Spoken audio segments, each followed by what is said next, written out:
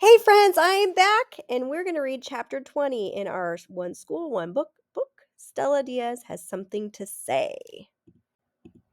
Chapter 20. When I wake up on the day of the presentation, I feel mostly happy about going to school. It might be the fact that I'm 9 now, or that the school year is almost over. But lately, things have been good. I did well in the spelling bee, I can ride a bike, and Jessica isn't really bothering me anymore. It's not like Jessica hasn't tried. I've just become a professional at ignoring her. Having more friends helps too. It means I'm not alone in dealing with Jessica, and she is less likely to say something. Lunch is also more fun because Lauren, Isabel, and Anna eat with Jenny and me more regularly. I even sometimes talk to Lauren in class now, although we both still like being quiet. I don't run away from Stanley anymore, and I'm not afraid he thinks I'm weird because we're friends now. Best of all, I am ready for my presentation. I'm going to dress up like Jacques Cousteau, like Stanley suggested, which goes perfectly with my submarine. I made it out of styrofoam poster board and glued my fish drawings on the outside. Both Jenny and Stanley helped. Jenny cut out all the fishes perfectly, while Stanley helped with making sure the submarine was realistic looking. Real submarines have portholes, said Stanley, and nuclear reactors. I think I'll skip the nuclear reactor, I replied. As promised, Nick helped me practice the presentation the night before. You don't want to memorize the whole presentation. It sounds lame. All right, let's look at that word lame. Not exciting. So, lame. He's not excited at all. Also, you don't want to read from a handout. That makes it so boring. So we practiced the first minute when I introduced myself as Jacques Cousteau. With Nick's help, I came up with the best introduction. It was so good that I presented it to Mom. My name is Jacques Cousteau. Welcome to the wonderful world of fishes. Have you ever wondered what lives in the sea? Well, today I'm going to tell you. Mom applauded. Over our morning cereal, Nick gives me a little pep talk. Remember, the first minute is the hardest. Then it's easy peasy. Lemon squeezy, I reply.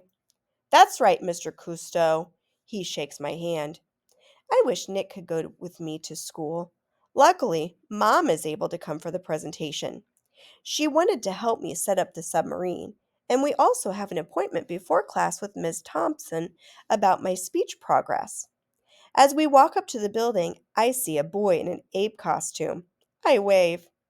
Hello, Stanley. Hi, Stella. I'm a little nervous when Mom meets with Ms. Thompson. I think I'm doing better in speech, but I can never tell.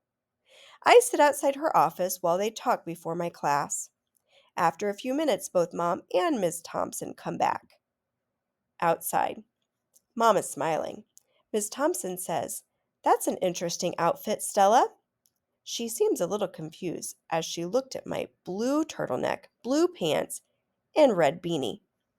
"I'm Jacques Cousteau." She laughs. "Oh, of course." Then she continues, "Stella, I'm sad to say that I think this is goodbye for us. I recommended to your mom that you stop taking speech classes." I squeal. I'm so happy. "But I want you to read out loud at night for practice." "I promise." "Take care, Stella," she says. I wave goodbye. As we walk to class, Mom whispers, "Can you believe she still asked me if your father is moving back?" I am definitely glad not to be answering that question anymore. When we get to the classroom, we set up my submarine. Mom can't stay the whole day because she has to work, which means I have to go first with my presentation. "You'll feel better getting it done sooner, too," Mom whispers. To shake off the nerves, we do some jumping jacks. I notice Jessica staring at us. She's wearing an equestrian outfit for her presentation. "Good luck with your presentation, Jessica," says Mom. Jessica crosses her arms and turns around. I look up at Mom, who pats my head. She's the best. I walk to the front of the class. I feel myself turning roja when I first open my mouth. My turtleneck feels apretado around my neck, like a boa constrictor. "Hello." My voice is shaky. "My name is—" "Louder," someone says. I catch eyes with Jessica, who looks very smug. Ooh, let's see what smug looks like. Smug is having too much pride in oneself, so she's looking smug. She has an attitude. I can only imagine what she's thinking. I start doubting myself, but then I look out to the crowd. On my left, I see Stanley in his ape costume. He gives me the thumbs up. "My name is Jacques Cousteau," I say without my voice shaking. I look out to the crowd again. This time I notice Ms. Bell, who is in the middle and smiling. I take a deep breath. I stick out my chest. "Welcome to the wonderful world of fishes." When I look out to my right, I see that Mom's taking pictures. Surrounded by my support system, my inner starfish starts taking over. Right, let's look at those words, support system. So a support system is the people who care about someone. So it's usually your family, but sometimes it can be friends also. Have you ever wanted to know what lives in the sea? I see Ben, Lauren, and a bunch of kids nod their heads. Well, today I'm going to tell you. As usual, Nick was right about the first minute. It does get much easier. I point out all 19 fishes on my submarine. I made more fishes than I had to for the project. With names like blobfish and wahoo, I just couldn't help it. All right, let's look at that wahoo. I'd never seen one of those before, so I decided we needed to have it on here. So it is a long fish found in warm waters. It almost reminds me of a swordfish. It's just not quite as pointy. And here's how big they can get. That guy's swimming with them. I get excited the more and more I talk, and when I'm done, people actually applaud. Okay, and applaud just means that they're clapping. It's a fancy word for clap. I immediately run to the back to hug Mom. "Fantastico, Stella," she whispers. She stays to watch Stanley's presentation, which is pretty great too.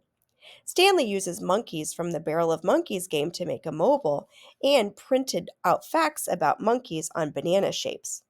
Plus, he is really funny in the ape costume. He even makes monkey noises.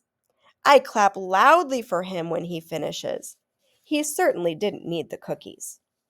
Lauren's presentation is also good. She brought in her uncle's parrot like she said she would. But it turns out the parrot doesn't talk, he just whistles. She still had to talk the whole time, so I make sure to smile and give her the thumbs up while she presents.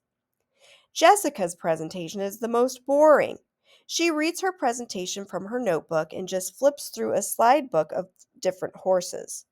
Like usual, Jessica doesn't seem nervous at all. But I realize maybe that's not always good. Maybe it's good sometimes to be nervous about things because you'll work harder at them. At the end of the school day, Ms. Bell hands us our grades on our projects. She gives me 3 gold stars and an A+++. She also writes "Wahoo!" like the fish I mentioned during my presentation, on top, next to a smiley face. I grab my cheeks because my face hurts from smiling so much. I just can't stop. Not only did I speak out loud in front of the whole class, I did it well. Today, I really lived up to my name. I really was an estrella. That is already the end of chapter 20. All right, really quick things we learned about Stella. Jessica isn't bothering her anymore. She is now friends with Jenny, Lauren, Isabel, Anna, and Stanley. She dressed up like Jacques Cousteau for her presentation. She no longer needs speech classes with Miss Thompson. She realizes sometimes it's good to be nervous. She gets an A plus plus plus on her presentation, and her face hurts from smiling too much. Then we have Mom, who meets with Miss Thompson to discuss Stella's progress. She watches Stella's presentation. She wishes Jessica good luck on her presentation. And Nick helps Stella practice her presentation the night before, gives Stella a last-minute pep talk, and was right about the first minute being the hardest. Then we have Jenny. Didn't really talk about Jenny a lot in this chapter, but we do know that she helped to perfectly cut out the fishes for Stella's presentation. And then we have Stanley, who helped to make sure Stella's submarine looked realistic. He used monkeys from Barrel of Monkeys to make his mobile. He printed facts about monkeys on bananas and is funny in his ape costume. All right, friends, we're already done with our analysis of chapter 20. So the next time we meet, we will be reading the very last chapter of our book, and we're going to read the author's note as well. I can't wait. I'll see you then. Bye!